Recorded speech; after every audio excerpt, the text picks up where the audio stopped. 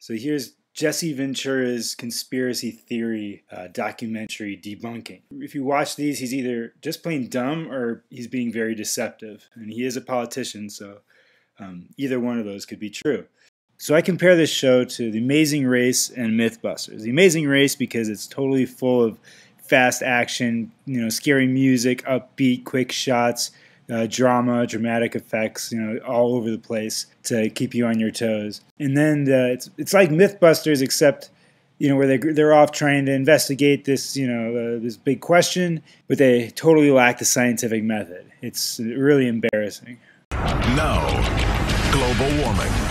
The most serious threat to our planet, or a plot to cheat, extort, and control you and everyone else. And they even get the movie trailer voice guy. He's not just a soldier going after the enemy. He's a father searching for his child. What a gimmick. Out to expose the greedy power brokers who pull the strings and rake in billions. What, somebody's gonna make a profit and it's not big oil?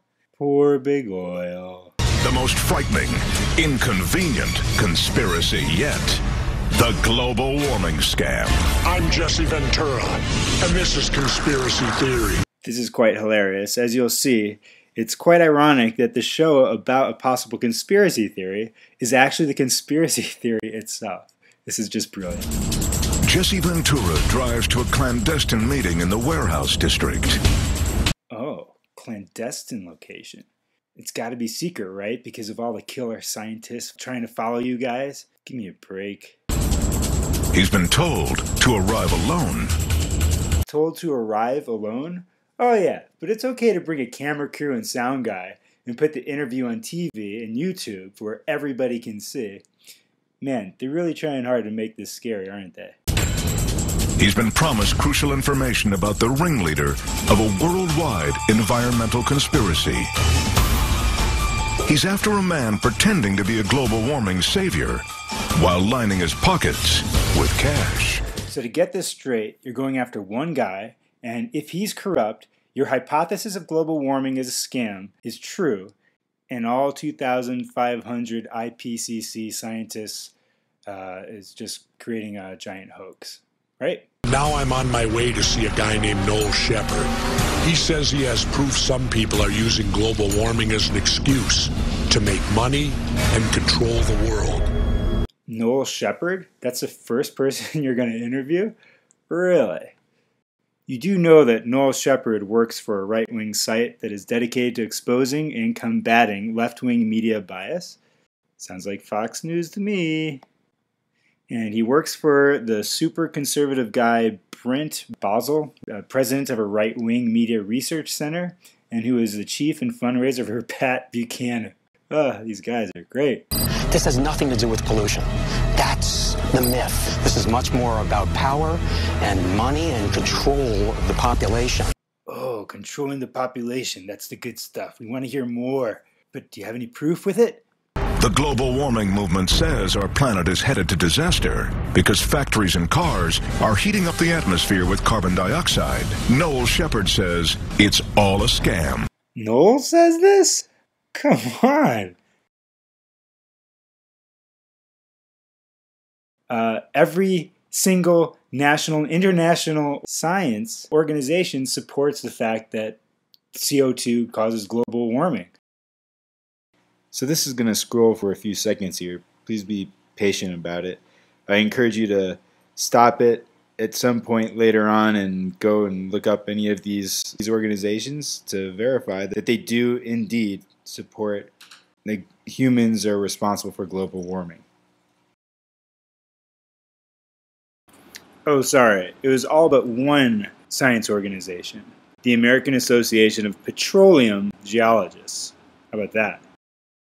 An industry that feeds off our fears, forcing us to buy billions of dollars worth of green products, making us lose sleep, worrying about our carbon footprints. Oh, you mean just like the energy companies forcing us to buy outrageous prices for oil and gas? Remember when Dick Cheney gave no-bid contracts to energy companies?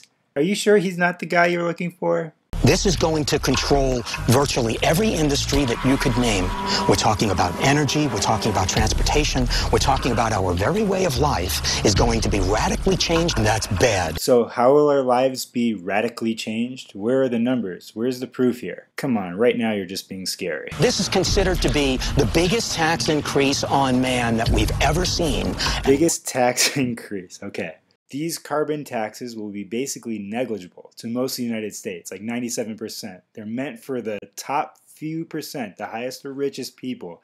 The ones that would be hit the hardest are the industries, the ones creating the pollutants, not us, the little consumers. For example, in Boulder, Colorado, they've already enacted a climate action plan tax. The average resident pays $21 a year, and the average commercial business, $94 a year. But the average industrial tax is $9,600. Now, unless you own a big coal-burning company, I wouldn't worry about it. How much are you paying for healthcare insurance right now? Do you know that nearly half of your U.S. taxes go to military funding? Half.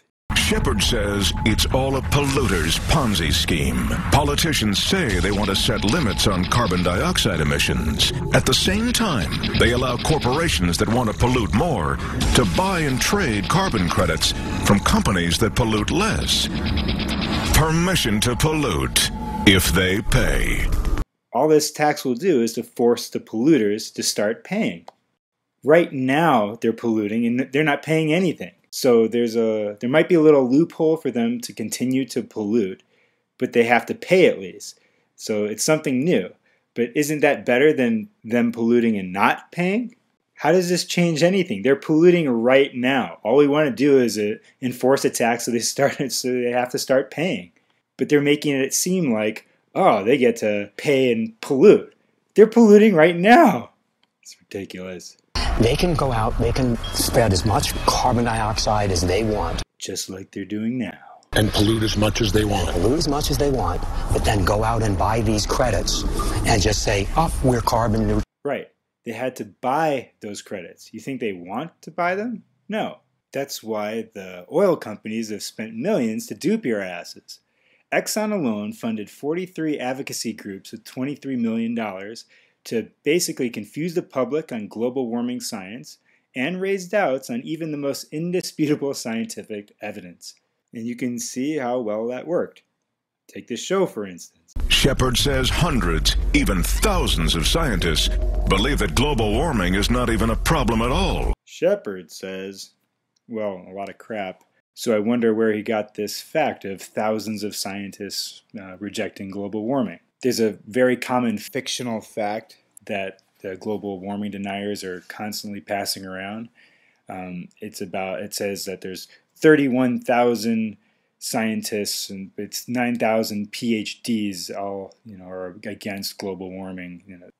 Where that came from was a petition that was started back in 1999, just like a decade ago, before all this other evidence that we've been gathering.